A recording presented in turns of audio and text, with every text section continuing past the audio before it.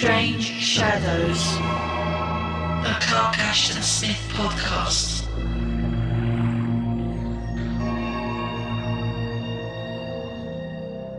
The thrice infamous Nathair, alchemist, astrologer, and necromancer, with his 10 devil-given pupils, had departed very suddenly and under circumstances of strict secrecy from the town of Ylourgne.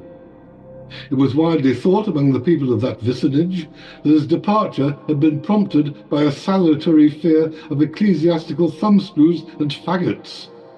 Other wizards, less notorious than he, had already gone to the stake during a year of unusual inquisitory zeal, and it was well known that the Thair had incurred the reprobation of the church.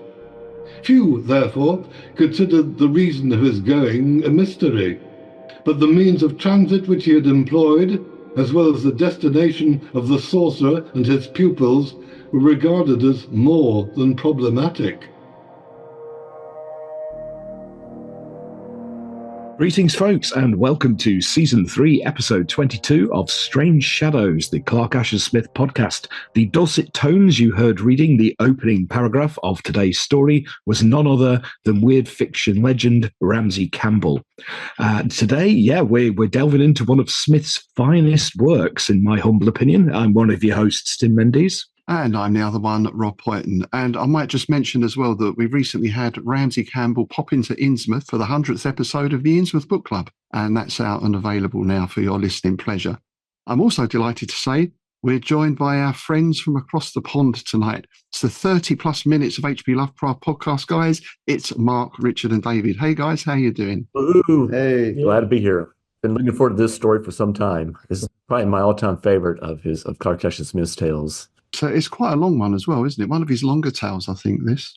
Yeah, it's not his longest, but I think it's like second or third longest. It's basically a novella, isn't it? Yeah. Isn't it about like an hour and a half long for like an audiobook? Yeah, that's about what that with the audio on YouTube we're topping out at. Yeah. I have to say, though, when reading it, I mean, this is probably about, I don't know how many times I've read it, but it's always a pleasure. It's a very quick read, whereas I remember one of the science fiction ones was very long that we read. That was the longest one that you did, yeah. That dragged a bit, but this really cracks along, doesn't it, this one? Yeah. Yeah, this is a story that made me a fan of Clark Asher Smith. It's kind of like, Shadow over Innsmouth is what made me a Lovecraft fan. This one's like going, yeah, Clark Asher Smith. Right, excellent. Yeah, it's widely regarded as one of his best, isn't it? So, you can see that. It's interesting because one of the criticisms people like Farnsworth Wright usually had was that there's not enough action. This is like Innsmouth. It's more action-packed than the normal stuff. True, yeah. So, shall we start off with our favourite words or phrases? Because I think there's quite a big list here, isn't there? Uh-huh. Who would like to go first? I'll go first because I've got one that I want to get in before anybody nicks it, because I love this word. It's great. It's invultation, which is a form of witchcraft that involves making images of people or animals, etc. It also includes the use of effigies for nefarious purposes, sort of like voodoo dolls and, wax figurines and all that kind of puppets, that kind of stuff, right?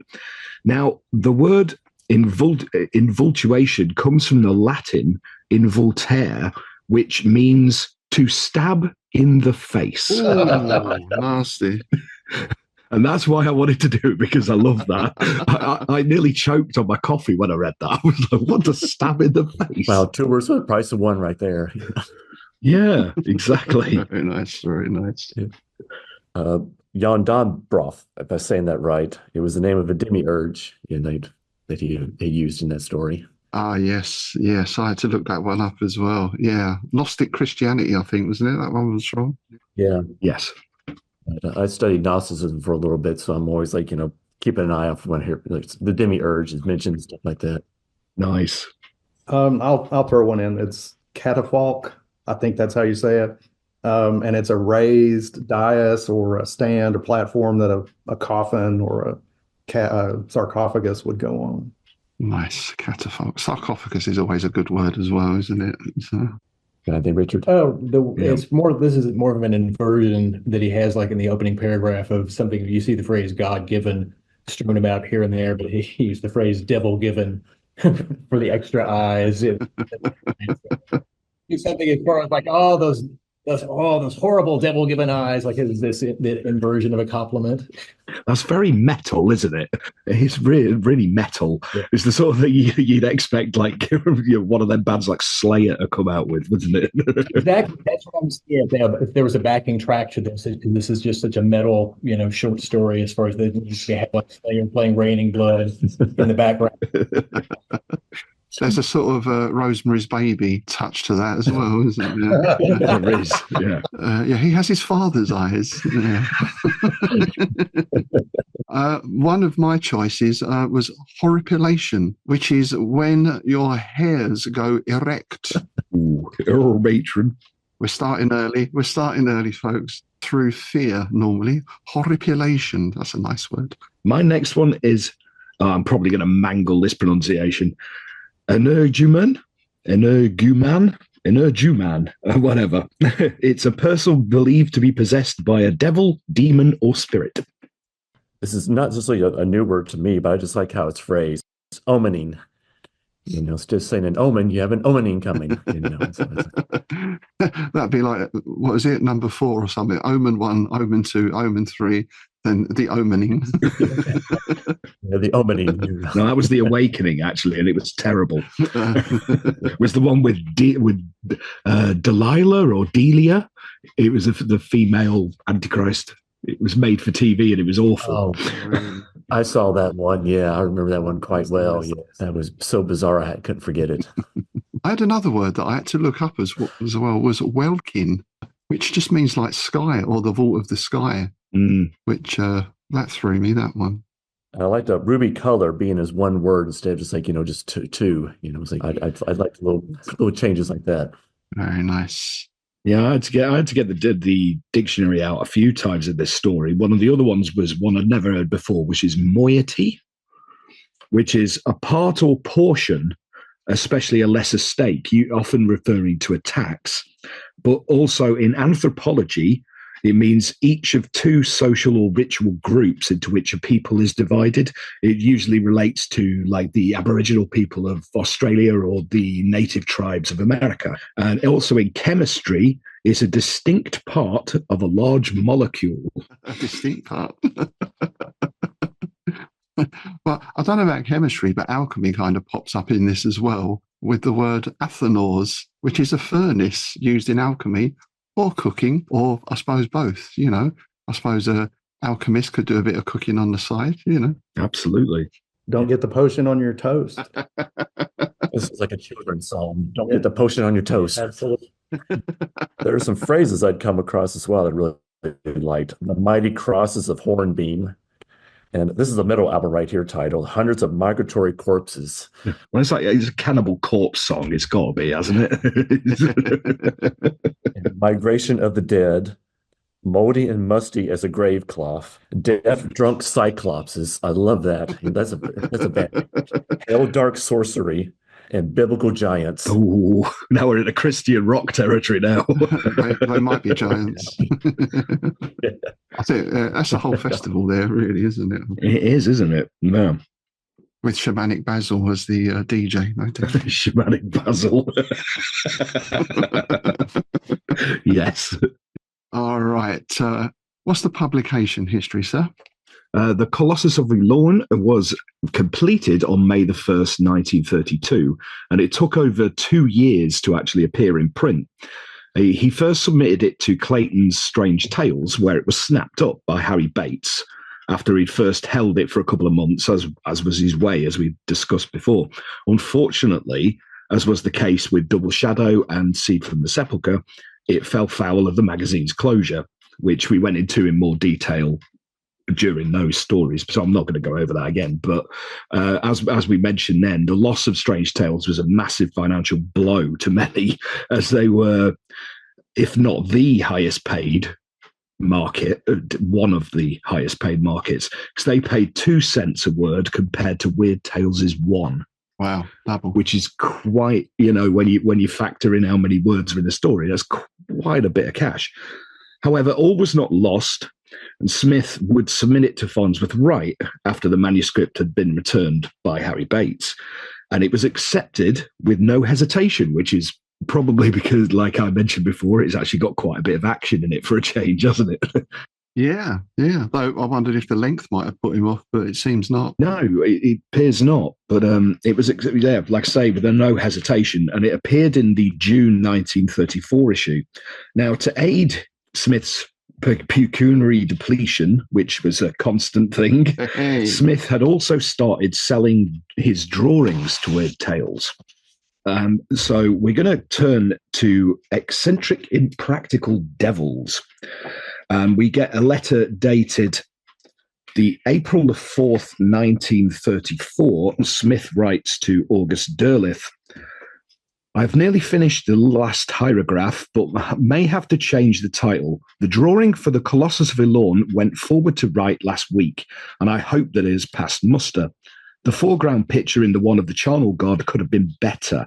The outthrust portion of the arm was a mistake, but human figures give me far more trouble than anything else in a drawing. My forte is really weird and exotic landscape and diabolic grotesquerie." Diabolic grotesquerie, there you go, there's another bad name. I want that on a t-shirt. Yeah, same. Now, we're going to jump back to a letter dated February the 2nd and find out what Smith got paid for the story and the illustration. No headlines in these here parts. Wright ordered another drawing, the Colossus of Ylourgne this time. The tale is a sizable novelette and will bring me $157 with the illustration. I hope Weird Tales will catch up a little on payments now that MC has been suspended. Now, that's quite a tidy sum for the time, right? So according to Google, $150 in 1934, due to the 3.53% inflation rate, is worth £3,532 today. Dollars, sorry. Blimey. Yeah. Not bad. Wow, that is good going, isn't it? It's not bad, is it? So yeah, he certainly did quite all right out of this story, which is good, because often he didn't, did he? You can eat a few beans from that. Let's see.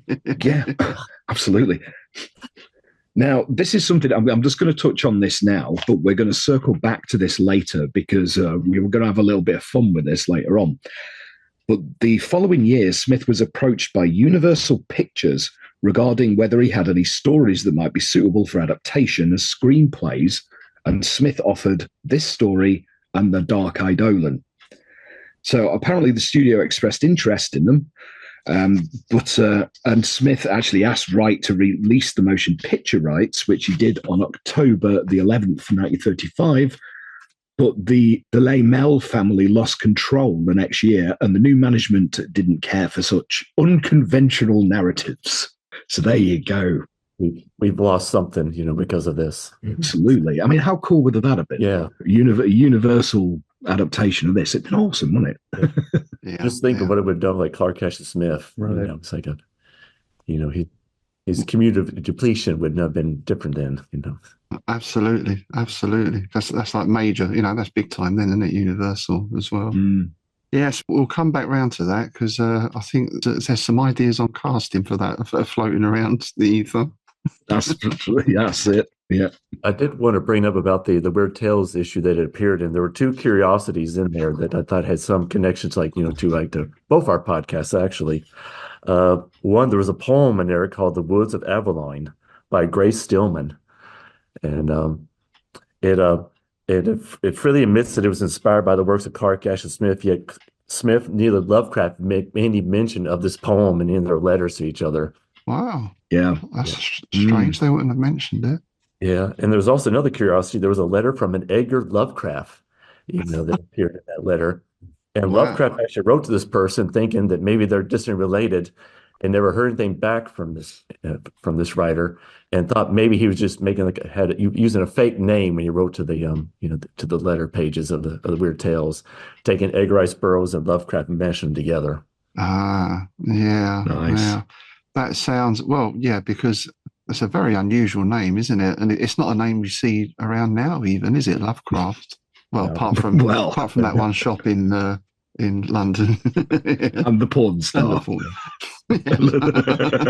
All right. So you see that name around now quite a lot. I don't think there's anybody alive today who has Lovecraft that didn't like have it legally changed that way. Yeah. Oh, that's a strange one. Now I was just laughing at the amount of times we end up mentioning Lily Lovecraft. when you say we, Oh, all right. Is this the royal we? It's the royal we. So I think one thing that stands out straight away in this story for me is Nether is one of the most fleshed out characters we see in Smith. And of course, it's a necromancer. He did really seem to like his necromancers. Yeah, he certainly did. And this first opening chapter is some of the best writing that I've ever read. It's what we've discussed before, this massive amounts of world building, but done in such a way that it doesn't feel like a massive info dump.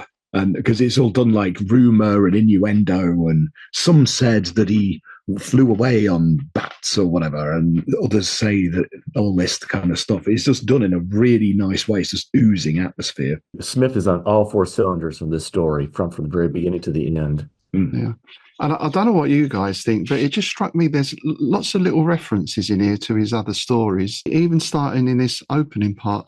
1,000 dark and superstitious rumours were abroad, and passers made the sign of the cross when they neared the tall, gloomy house which Nether had built in blasphemous proximity to the great cathedral, and had filled with the furniture of satanic luxury and strangeness. Album title. 2 daring thieves who had entered the mansion reported that much of the furniture had seemingly departed. That's got to be a throwback to Satanpra's Eros, isn't it? It's got to be, yeah. Sounds like it. And we are in the town or city of Ylourgne, of course. And I did wonder where we get this mention of the bat-winged assistants, if that was a nod back to the gargoyles, the maker of gargoyles. Yes. Which obviously set in Ylourgne, I think about 100 years before this, I think, or something like that. Yeah, I thought that myself. And there was also a mention of the woods and things like that with the loup garou and all this kind of stuff. That's obviously nods to what story was it now where the guy gets lost in the woods, and I can't remember the name of it now. I know what you're talking about, but I can't remember the name either. Was it End of the Story? Oh, possibly. Yeah, possibly. It's one of the earlier Averoigne stories, but yeah, there was a lot of callbacks and also a call forward, if you can have such a thing. But Smith later incorporated one of the other characters, which we'll be meeting properly in a minute, later on as the French translator of the Book of Ibon, Gaspard du Nord. It's mentioned in The Coming of the White Worm. Yes, of course, of course. And we get, let's say, quite a detailed description here of the rumours surrounding the disappearance of the necromancer. And it's sort of, it's like it's a cross-section of Ylourgne society. It goes from sort of market traders through to rival astrologers and enchanters. It's like everyone's talking about this event, and no one really has a clue what has happened to him. In fact, many half-forgotten tales were recalled and new legends were created overnight. This is that urban myth kind of thing in action, isn't it? Which we spoke before with the disappearance of Ambrose Bierce, right? Yes, yeah, very much so. I do wonder if that was sort of in the back of his mind somewhere, because obviously he talked with Loveman a lot about that, about all the rumours about Ambrose Bierce and the wild tales about him being a jaguar king in the jungle somewhere, and all, the king of a jaguar cult and all this kind of stuff, right? So I wonder if that had something to do with this kind of setup. But I love some of these bits here.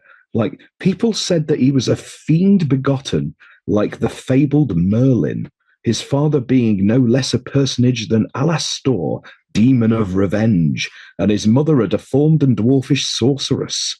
From the former he had taken his spitefulness and malignity, from the latter his squat, puny physique. And it's that physique that is going to provide us with the motive, I suppose, isn't it? Yeah. Because we learned just after that, once in the third year after his coming to Ylourgne, he had been stoned in public because of his bruited necromancies, and had been permanently lamed by a well-directed cobble This injury, it was thought, he had never forgiven, and he was said to return the antagonism of the clergy with the hellish hatred of an antichrist.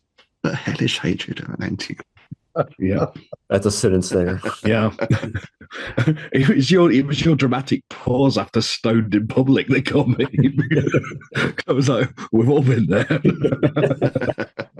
I love well-directed cobble as well. Yes, well, yeah.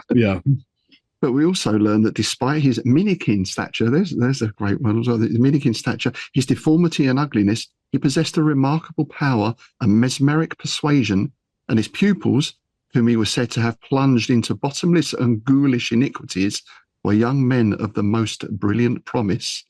Ghoulish iniquities. So this is one of those Smith saying things without directly saying them, isn't it, as well? There's quite a bit of that in this, I think. Yeah.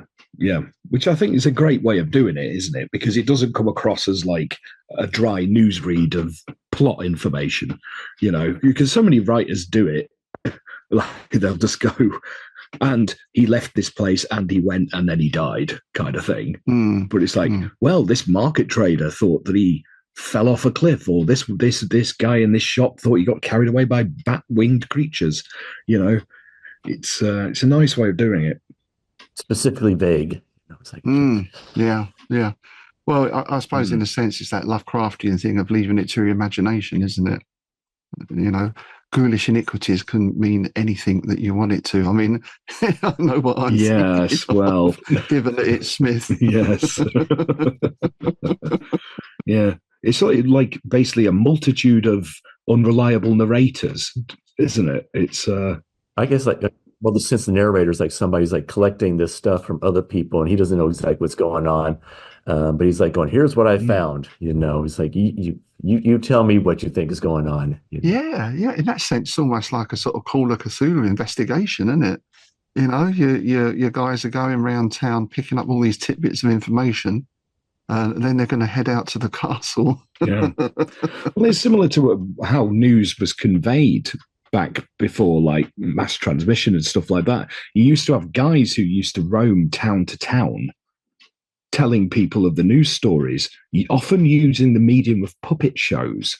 So they would rock up in these weird little villages in the middle of nowhere out in Suffolk or something and perform puppet shows of somebody getting murdered in the street in London. It's really strange. But yeah. Wow. Is this like a variation of the Punch and Judy show? Yeah, pretty much. Yeah, pretty much. Which is still going, right? And it's full of murder and violence and all sorts of horrible stuff, isn't it? Wow. Oh, God, yeah.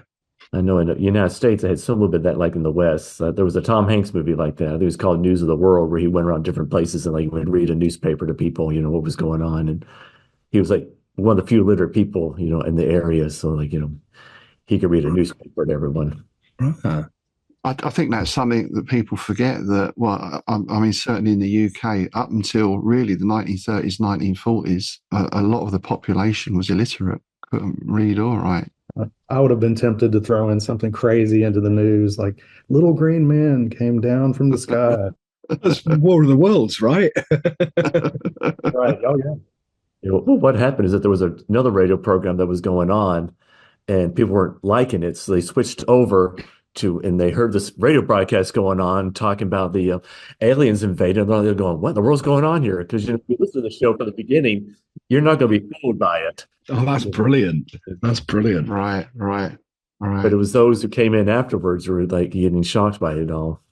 I love that kind of thing when people get tricked by the media or whatever like that in that kind of way. Like, was it Ghost Watch was the big one over here because it was done like a live ghost hunting thing with Michael Parkinson and Craig Charles and people like that, and then it goes off the rails and people complained and people thought it was real and people thought Michael Parkinson had been possessed.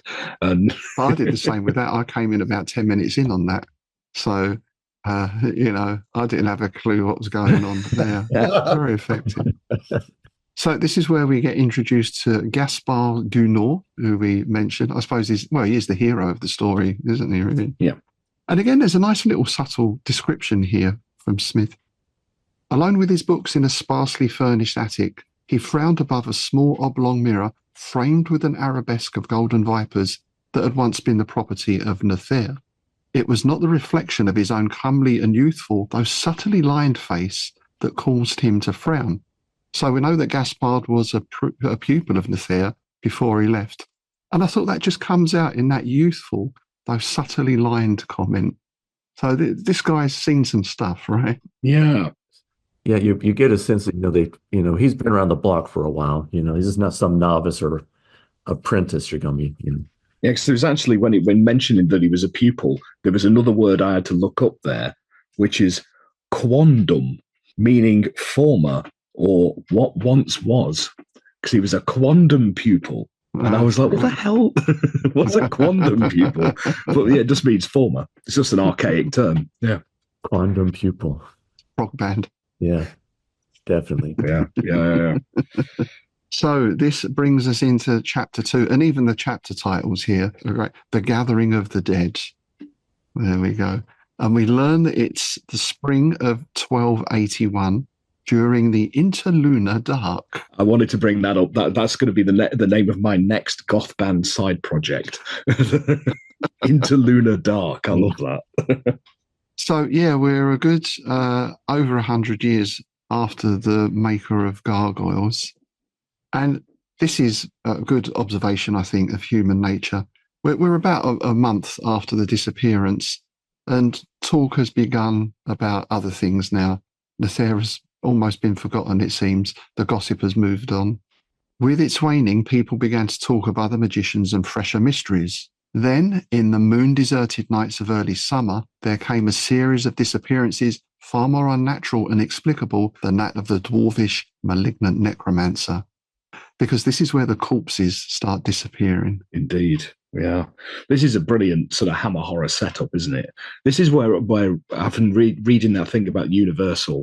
This is where I'm like, oh man, that could have been so cool. That moody black and white shot of some graves that have been exhumed, Plague of the Zombies, right? Yeah. The fog in the background going on. Yes, that bluish tint to everything. And, I suppose grave robbers is the first sort of natural suspicion, but it looks more as though the corpses have dug themselves out, which is even more disconcerting. Yeah, that was a favorite part of mine when the corpses were digging out.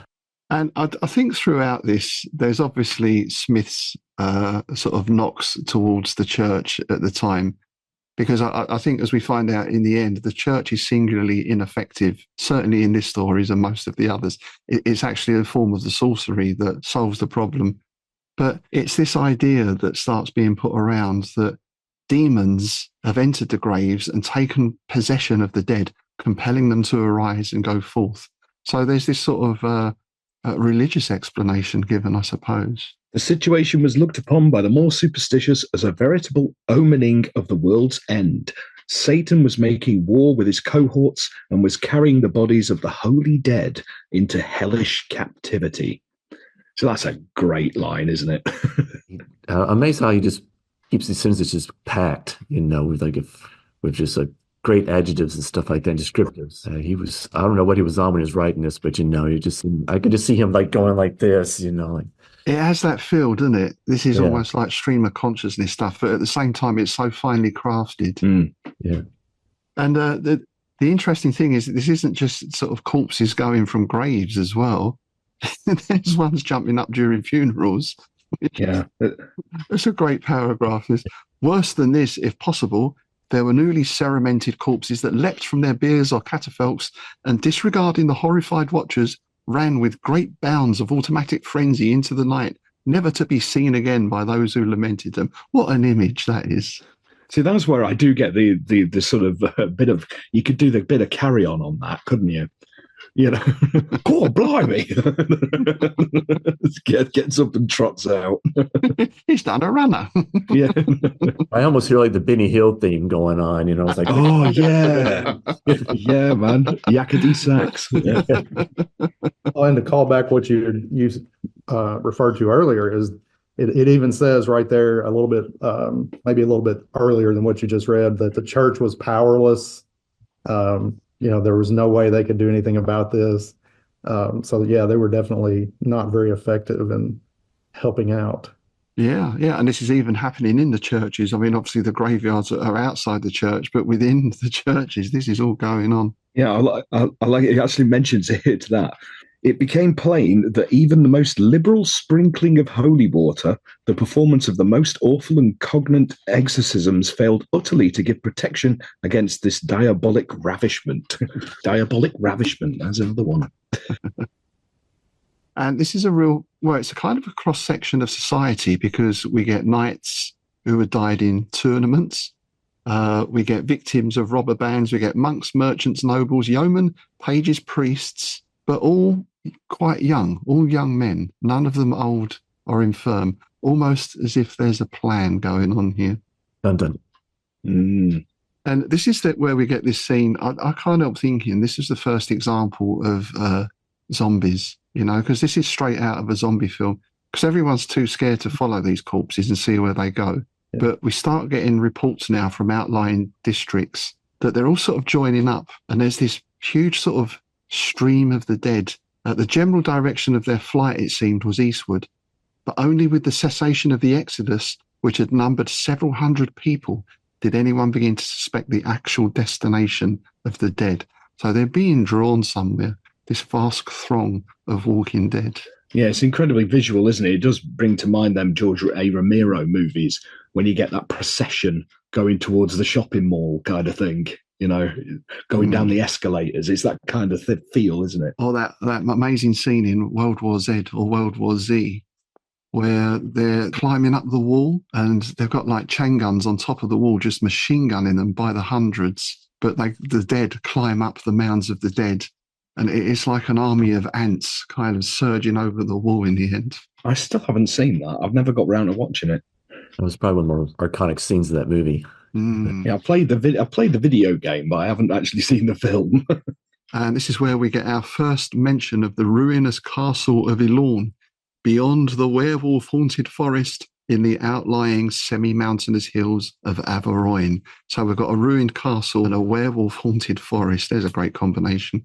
Something like all the forests over there are werewolf haunted. Did Clark S. Swift ever have a werewolf in his stories? Robert E. Howard did one. A Rendezvous in Averoigne, I think it was, or something. So that was a werewolf story that Howard wrote. That's a good one. But I'm not sure that Smith. He does mention werewolves, doesn't he? But I can't think that he ever actually has one appear. He mentions it quite a bit, and I was just always curious: was there an actual werewolf story? Yeah. There isn't one that springs to mind, I have to say. I thought Rendezvous with Averoigne was Smith. That's the one I was trying to think of earlier. Not Rendezvous in Averoigne. Oh, what's the name of it? I'm sure our listener will let us know, but it's a Robert E. Howard story. Or is it In the Forest of Villefort, I think I'm thinking of. So it might not be actually Averoigne, but it's very Averoigne-ish. Averoigne adjacent, I think. Yeah, that's it, yeah. Howard's version. A tip of the hat to Smith, I think. And this is where we get to meet the monks, because, yes, you've got to have the monks in an Averoigne story, haven't you? The naughty monks. And we basically get a comedy death as well, don't we? One of the brothers, a stout fellow named Theophile, in violation of the rigorous discipline, had made over-frequent visits to the wine casks. No doubt he had tried to drown his pious horror at these untoward happenings. At any rate, after his potations, he had the ill luck to wander out among the precipices and break his neck. So you can just hear that poor old Theophile. Now that name comes up as well in other stories because he's the abbot of Périgord, which is mentioned in, I think the end of the story, the Beast of Averoigne, disinterment of Venus. So that's a regular sort of place that Smith uses. I don't think this is Périgord because I don't think the geography quite works out, but it sounds very similar. This is a Cistercian monastery, right? Yes. Which I believe, are they one of the orders that are silent a lot of the time? I think they are, yeah. And it's the Cistercian monks who first notice funny lights in the long-deserted ruins of Ylourgne. They had beheld flaring lights where lights should not have been, flames of uncanny blue and crimson that shuddered behind the broken, weed-grown embrasures, or rose starward above the jagged crenellations. They heard a clangour as of hellish anvils and hammers, a ringing of gigantic armour and maces, and had deemed that Ylourgne was becoming a mustering ground of devils. Mephitic odours, as of brimstone and burning flesh, had floated across the valley. So something's afoot. I've got a little bit of a sort of Lord of the Rings sort of Mordor sort of feel of this as well. I did. Yeah, very much so. I've actually written that down here. Very Mordor. Mordor. Yeah. You don't just walk into Mordor, you bastard. Sorry, I have to do it. I'm contractually obligated to do my Sean Bean impression. That's one for the Strange Shadows bingo, Niels. Yeah, the Sean Bean impression. Yeah. If you want it done properly, you can't just walk into Mordor, you bastard. There you go. There you go. Authentic accent, you see. And this, it seems, is definitely where the corpses are heading, because one morning in the valley below the terraced gardens of the monastery, two brothers beheld the passing of a singular train of people who came from the direction of the great forest and went upward, climbing the steep Asmy slope toward Ylourgne. These people, the monks averred, were striding along in great haste, with stiff but flying steps, and all were strangely pale of feature and were habited in the garments of the grave.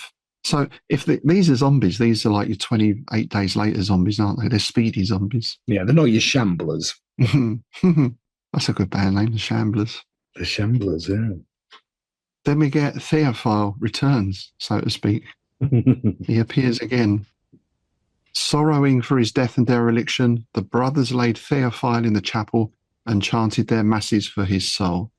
These masses, in the dark hours before morning, were interrupted by the untimely resurrection of the dead monk, who, with his head lolling horribly on his broken neck, rushed as if fiend-ridden from the chapel and ran down the hill towards the demon flames and clamours of Ylourgne. Yeah. That brings us into chapter 3, the testimony of the monks. So now it's like the monk's eye view of events. You know, like basically we get these two named monks, Bernard and Stefan, who have basically been out, previously desired to visit the haunted castle, again applied to the abbot for this permission, saying that God would surely aid them in avenging the abduction of Theophile's body, as well as the taking of many others from consecrated ground. So these are kind of your action monks, these two, aren't they? Yeah. Monks of action. Well, it does say that they're lusty monks. Yeah. Lusty monks. Yeah. I'm glad you picked up on that. Yeah. But they're heading out with good intentions, right? And, you know, they've got their hornbeam crosses, they've got the aspergillums and flasks of holy water. They're well prepared, but as it turns out, totally ill-equipped for what they find in. Because of the mention of the hornbeam crosses and the aspergillums, I've just got the Monty Python Holy Grail thing in my head. They're going to Via Jesu Domine. I like how Smith builds up the story. You think you know where it's going, and but he makes it change, swerve during it. You think maybe it's just like a zombie movie, at least for modern audiences, would be reading this and think it's just gonna be zombies. Yes.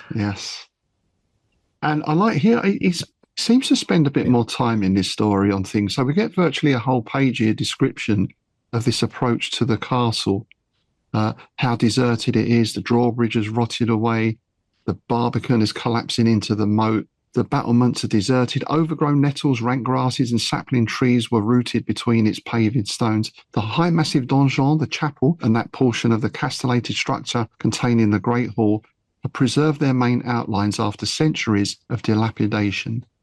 It's obviously an abandoned place, but at the same time, of course, there's this activity going on, which is first shown by this bluish vapour riding in phantom coils toward the unclouded heavens. And I think this next scene, this is one of Smith's finest pieces of writing, to be honest, the description of what's inside. With the gradual clearing of their vision, a monstrous scene was limned before them with ever-growing details of crowding horror and grotesquerie. They stood on the threshold of a colossal chamber, which seemed to have been made by the tearing down of upper floors.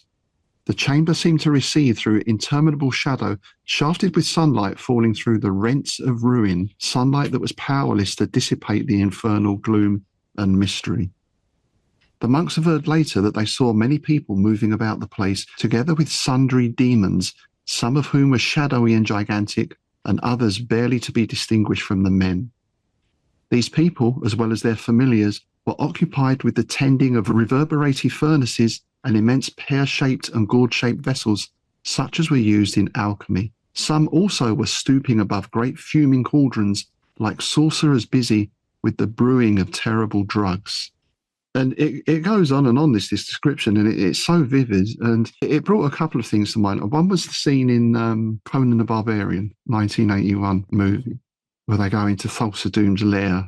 Yeah. They're serving up dead people, basically, aren't they? And it's got that really, I don't want to say uplifting, but really that cool music that's going on while it's all happening. Like everybody's happy, you know? Yeah. Basil Polidorus, that's one of the best film scores ever. That. Oh, yeah. Yeah. And then the other thing this all put me in mind of was paintings by Bosch. Yeah. That ties in as well with this idea of this being a sign of the end times, the end of the world is nigh. Mm-hmm. Because this was quite a regular feature. It's something that came around with great regularity during medieval times. I suppose with Bosch, people think of the Garden of Earthly Delights, the triptych is his most famous picture. Yeah. That was in 1500. So that depicts the creation of the world, the Garden of Eden, the Garden of Earthly Delights, and then the Last Judgment panel, which to me, that's this scene. You know, it really depicts that. Indeed. Yeah. And then there was an artist who worked with some similar themes, Bruegel, about 50 years later. And I think the Triumph of Death is probably the one that fits this, the army of skeletons. I love that painting. Yeah. That's great. Yeah. That's right. That's such a desolate scene, and the destruction of humanity. But there's also another good one you might like to look up called The Seven Deadly Sins, which was an engraving. That was a little bit before the Triumph of Death. And that was published by a man who goes by my favourite new name ever. Here we go. Oh, God, he can't even get it out. I've got to ready myself this. We need a drum roll for this. I need a drum roll. Hieronymus Cock. Wow. Hieronymus Cock. Hieronymus Cock. Wow. It sounds like a medical complaint. Yeah. Oh, I can't go out today. I've got a really bad case of Hieronymus Cock. Or an adult movie star. Yeah. Perhaps he was maybe an adult engraving star back in the day. Co-starring with Lily Lovecraft. So yeah, that again is that similar kind of setup, that apocalyptic type scene. And I said that this is a big thing in medieval times. Originally the end times were going to be in the year 1000. That was the clock was ticking down to that.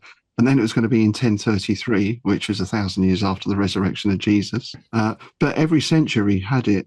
12th century, people like Hildegard of Bingen. There was the Abbot Joachim of Foray, who was having apocalyptic visions into the 13th century, which I suppose is not surprising given that the plague in Europe killed about 40% of the population. So, I mean, that must have seemed like the end of the world. We just seem to kick that can down the road, We've had at least two in my lifetime. Do you remember that astrologer chap on Good Morning Britain who said the world's going to end? Oh, yeah. Is it? Okay. We have a few in the United States, that they would point at dates like the world's going to end on this day, and then like it did end. Well, the rapture was the latest one, wasn't it? When everyone said it, it's the rapture. When was that? Was that like 2012 or something? It was the rapture. People are just going to get sucked on up to. Yeah, 2012 was the date being put around because it was the end of was it the one of the Mayan calendar cycles or something like that? The Mayan calendar for that one there. Yeah. Don't forget Y2K. That this one's supposed to. Of course, yeah. So yeah, it's interesting that it's still around. I mean, it really, I suppose, the rise of the Enlightenment damped it down or put it underground to a certain extent. There were a popular series of books in the United States called Left Behind that people just picked up, and they were about like the end times, going to be happening anytime soon. Yeah. And there's about the people who got, who left behind and basically had to face the Antichrist and stuff like that. Well, there was a lot of it, like a lot of the doomsday cults of the late 60s into the 70s took all that stuff and ran with it. in various shapes or forms, didn't they? I mean, there was loads of them. I mean, famously, like there was obviously Manson with Helter Skelter, and and Jim Jones with his Temple Gate and all that kind of business. Well, it's quite strange how it always circles back around. Oh yeah. And was there the Japanese ones? It Ulm something. Oh yeah, the sarin gas attacks and stuff. And obviously the Branch Davidians, Waco. Heaven's Gate in that was the 90s, right? Yeah. With the Hellbob comet. Yeah. So yeah, it seems like it hasn't gone away. If anything, I'd say it's come back stronger than ever. Maybe it's something that crops up in times of great uncertainty, perhaps. I don't know. Well, there was a group of people who down during the time when the United States was being formed, they came to this area here. They were called the Shakers. Right. And one reason why they settled here is because they thought the end times were coming, and they thought this is where Jesus is going to be coming down, to land and everything. Wow. Yeah. And they all died out because they didn't believe in procreation. Yeah, the world was going to end, so they saw no reason to have sex. Right. Which seems like a really odd priority right there. It is, isn't it? Yeah. I think for most people it'd be quite the reverse. Go out with a bang, eh? Yeah. But they could make really nice furniture. Yeah, they took all their sexual frustration in their furniture. Yeah. Right. I've heard of Shaker furniture. That rings a bell now. That's where it comes from. Oh, I didn't realize. Wow. Pardon the pun. Nice. It all comes back full circle. Yes. So, yes, a satanic factory, basically, is what we have going on. It's a satanic production line.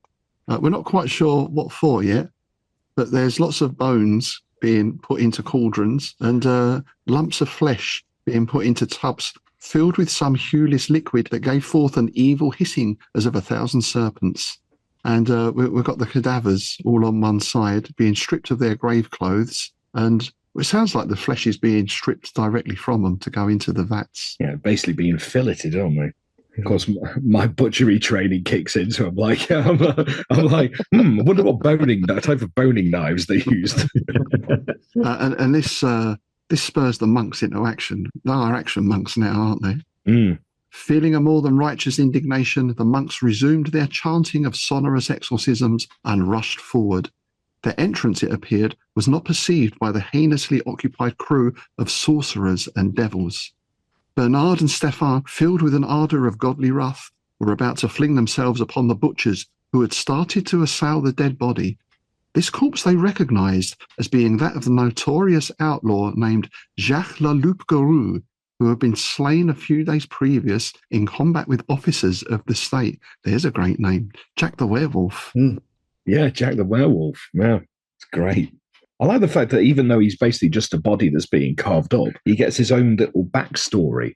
So Le Loup-Garou, noted for his brawn, his cunning, and his ferocity, had long terrorised the woods and highways of Averoigne. His great body had been half eviscerated by the swords of the constabulary, and his beard was stiff and purple with the dried blood of a ghastly wound that had cloven his face from mouth to temple. It's very vivid, isn't it? It's very. Yeah. You definitely remember this guy.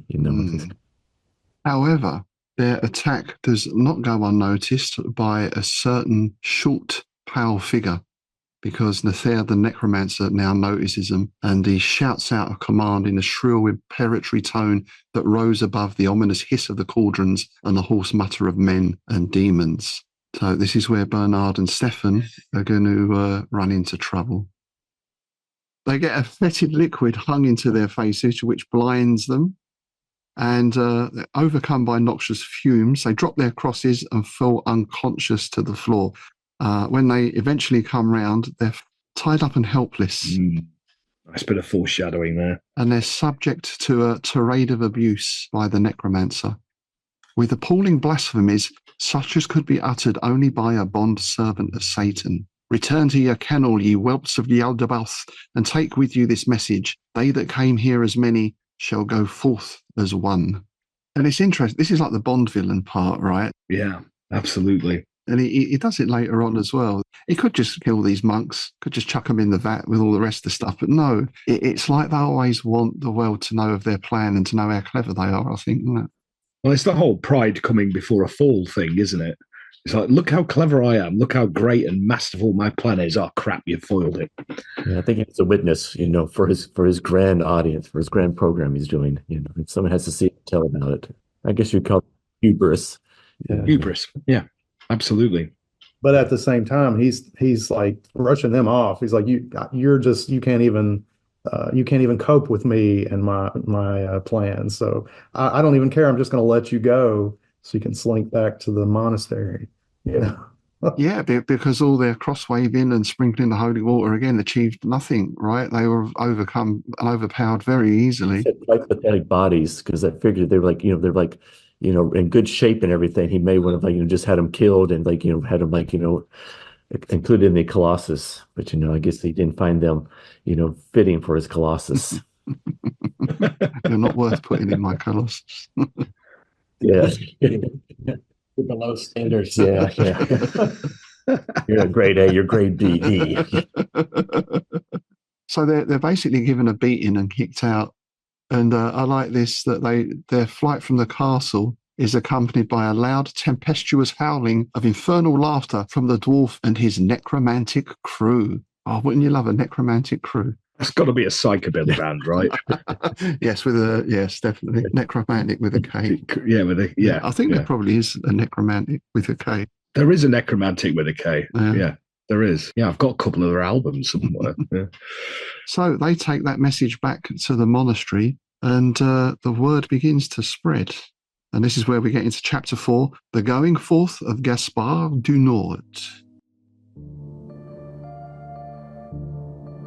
Well, folks, that concludes part 1 of our look at the Colossus of Ylourgne. Thanks for listening. We hope you can join us next time for episode 23, when we witness the rise and rampage of the Colossus and the heroic actions of Gaspard du Nord. Plus, of course, a look at potential casting for that possible Universal movie adaptation, as well as our regular delve into the letters. But for now, it's au revoir, mes amis, and we'll see you soon in Avroin.